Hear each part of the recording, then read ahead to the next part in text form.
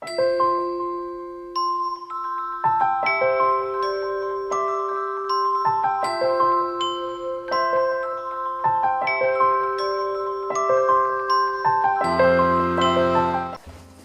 that entire thing recorded in whiteface? I don't know. Anyway, let's move on. So there's 8 of them. Miller Harris, started by Lynn Harris. She trained in France. She worked in Grasse. She worked with a company called Robertet, who are well known for being the main supplier of materials to the perfume industry. And it's an English company, so yay for that, for starters. I've never reviewed a single fragrance by Miller Harris, so I'm excited to discover them and see what they hold. And, oh, there's a thing, which is going to help me along my way. So let's just sniff them. They're quite a new company. They've been going only since 2000. I had it in my head that Miller Harris was much older than that. I don't know why. But they're quite a new company in terms of, you know, say, for instance, Caron or Guerlain or Grossmith or any of those. Anyway, let's just dive in and smell them because I don't want to ramble too much. So this fragrance is called Miller Harris. No, it's not called that. It's called Le Petit Grain. Le Petit Grain. Okay, so Petit Grain, ingredient that comes from the orange tree. It comes from, more specifically, the twigs and leaves. It's the oil distilled from that. The orange tree gives us so much. It really does. Let's see what it says in their little booklet of joy. Le Petit Grain, it says, captures the understated elegance of the Spanish orange groves. Lemon Sicily, I guess that means Sicilian lemon. Petit Grain Absolute and Haitian vetiver. So, from what I have smelled in my travels and my time, I do think that Miller Harris fragrances, before I even smell this, are kind of, I guess I would call them clean lines. A little bit stripped back, a little bit simplistic, not too crazy. Quite classic compositions and not too overly fussy, and that's what I'm expecting from this sniffathon, smellerization kind of thing. So, exactly what I thought. This smells very simplistic. It's a nice, bright, fresh Petit Grain. Petit Grain sometimes to me borders on being almost, not lavendery, almost. It's almost more herbal because it's from the twigs and leaves, so it's not the gorgeous, luscious flower, or it's not the orange rind, but it has a beautiful, unique smell all of its own, and it's the main thing I smell here. This is really simple. This is something that I would probably even layer with other things.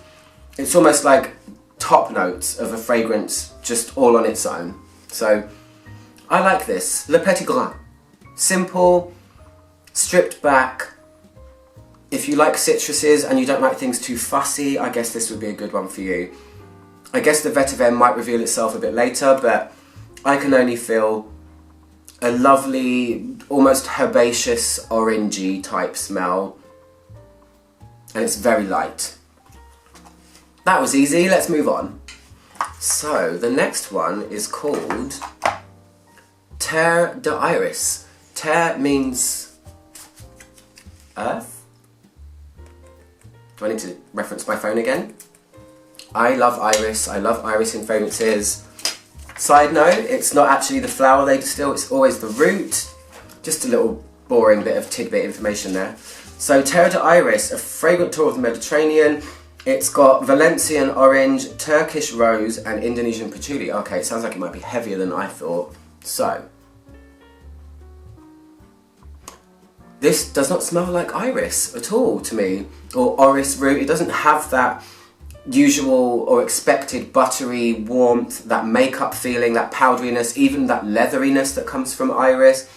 This is, again,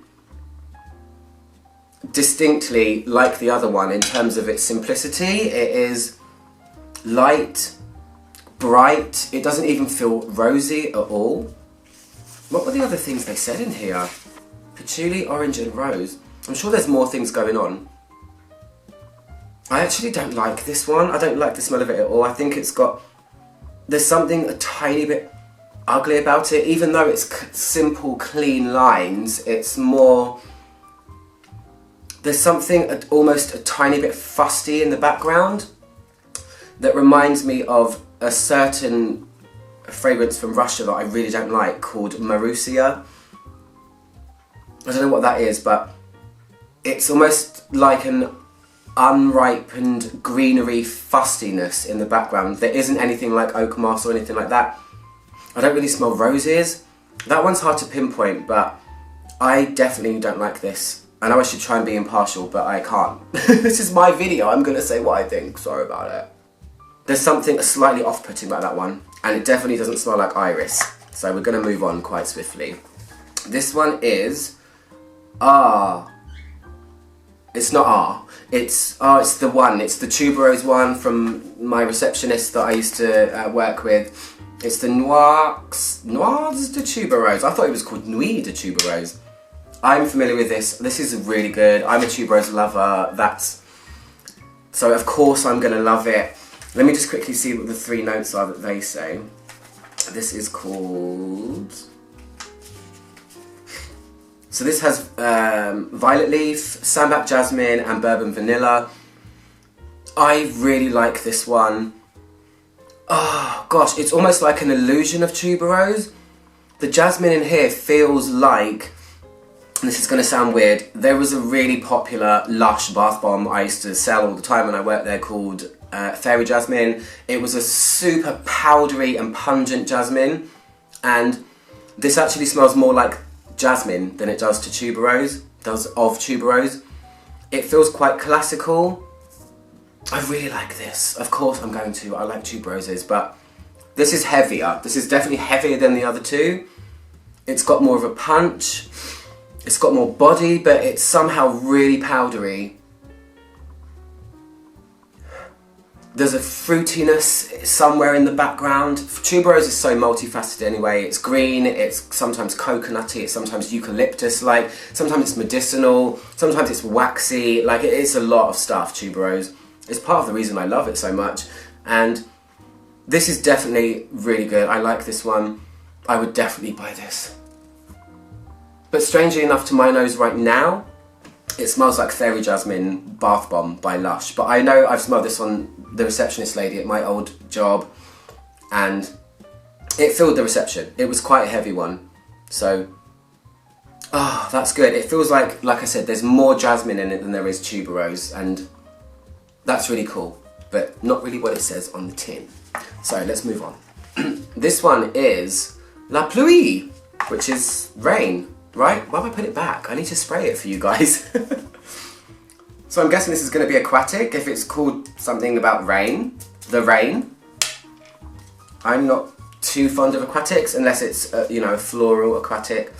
So let's see. La Pluie is Italian bergamot, ylang ylang absolute, and bourbon vanilla. Could this be the ylang ylang I am waiting for? Please let it be that. Please let it be that. This is a very citrusy fragrance. Bergamot is obviously here. Obviously I'm not doing skin tests because I don't have all of the arms to do it. This is a first impressions mini spotlight on Miller Harris, just to get a feeling of what they're like. This is really light as well. This reminds me of the first two. It's got a light citrusy feeling. I don't smell any vanilla, and if there is ylang ylang in here, it is a very transparent one, because ylang ylang is so luscious and rich and gorgeous and sometimes medicinal and weird, and I love it for that. But this is, I guess this fragrance is called La Pluie. It's a story of tropical showers in the balmy climate of Mauritius, so it doesn't really feel aquatic either though, that's the thing. It's a little bit nondescript, this one. So I think I'm going to pass on this one as well, but it's tough to pick out what's in there, apart from a bright bergamot and some kind of transparent floral, and it's a bit airy. I don't know. Let's see what this one is. This is called L'air de Rien, which means the air of nothing? What's it going to be? Just alcohol? Or just air? L'air de Rien. That's like the air of nothing. What do they say about this one? It says Tunisian neroli, Indonesian patchouli and bourbon vanilla. What I've noticed is that their ingredients are very specific. They are not just pepper or something. There'll be a specific type from a specific region, which I like. So they obviously source out, hopefully, particular ingredients. Oh, okay, this smells nothing like I thought it was going to. This actually smells quite vintage, this one. It's kind of fluffy, and the vanilla is very smooth but very, very subdued. It's mainly musky. There's a light touch of skank to this, and it's a really fuzzy, fluffy and smooth fragrance. It's quite warming and it feels like a nod to the past. This one's nice. I like this one, definitely. This actually reminds me of, I did a review recently of Van Cleef and Arpels. It's called Van Cleef. This reminds me of that. It's got that vintage feeling. It's very light though. Again, these are all very light. I'm guessing if you're someone that likes non-offensive and non-intrusive, I was going to say obtrusive, isn't that the same thing? Fragrances, then this house might be for you, apart from that tuberose one, but this is the 5th one I've smelled now, and very light, really musky, and it's more like vintage musks as opposed to new, modern, white musks or like laundry musks. There's just that touch of throwback with that one. That one's kind of cool too. It's on the sweeter side, but a bit dusty. So this one is called Rose et Noir. Okay, chucking a rose in there just for good measure. Let's see if it is noir. Oh, I think someone nearly fell through the ceiling. Rose et Noir. What do they say about it? It says violet leaf from Egypt, Turkish rose and Indonesian patchouli. It's rosy. It's a crisp, clean rose. There's no sweetness. It's not jammy. It's not powdery. It's almost like a tea rose. It's a very kind of pure, crisp and simplistic rose fragrance. Kind of elegant, I would say. A little bit bridal smelling. It's a rose. A rose is a rose is a rose. I can move on from that one for sure. Simple, clean lines, stripped back. This one is, I can't pronounce this one at all. It's called Feuilles De Tabac. Feuilles De Tabac? I'm not even going to butcher it. I'll put the name up anyway. Feuilles De Tabac. So yay, I love tobacco. Reminiscent of the smoky romantic brasseries of Saint-Germain.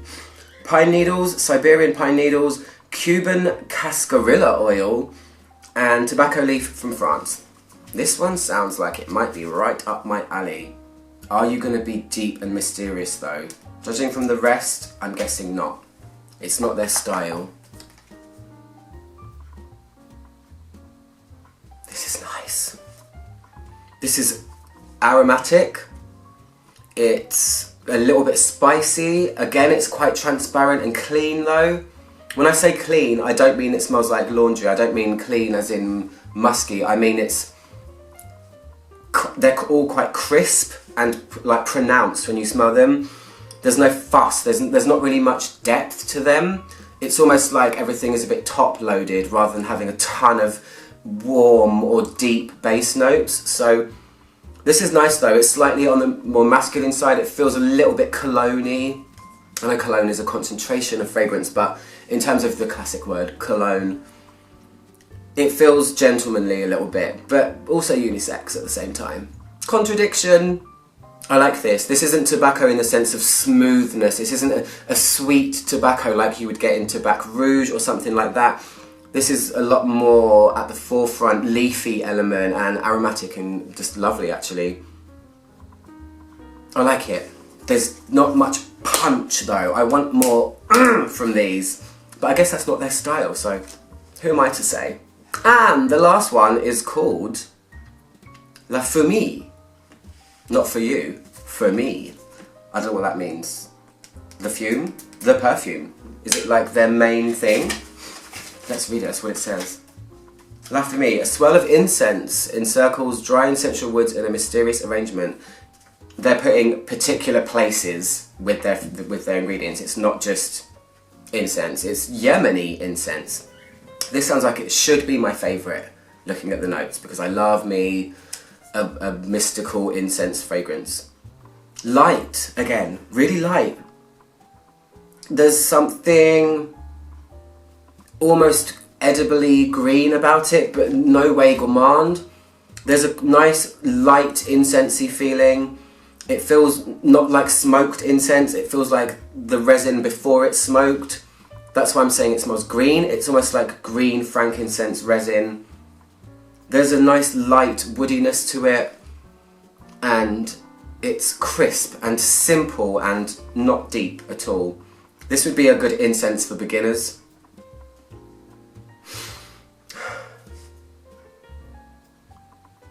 I think apart from the tuberose one, this is probably my favourite one.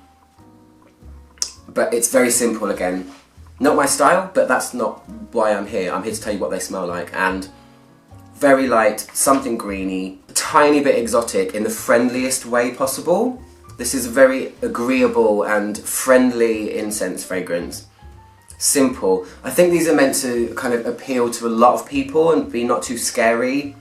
I'm discovering from smelling these 8 fragrances. And I like this one. It feels like a much more simplified version of Elixir by Penhaligon's. There's a nice touch of sweetness to it that keeps it from being too resinous. This one's really nice. I can't imagine what it would dry down to though. I guess woody, more woody. The wood in it is sweet, it's simple, it's crisp. That's it. That's all I can say. They're not overly complex, they're not massively anything to scream about in terms of complexity, but they're pleasant enough, and I think if you are starting out in a more niche kind of sense and going on this niche journey, they might be a good place to start, for sure. Anyway, it was a short and simple spotlight on Miller Harris of London. I'm Archie Minogue, click my logo down there to subscribe, and I'll see you guys soon for another video. Goodbye.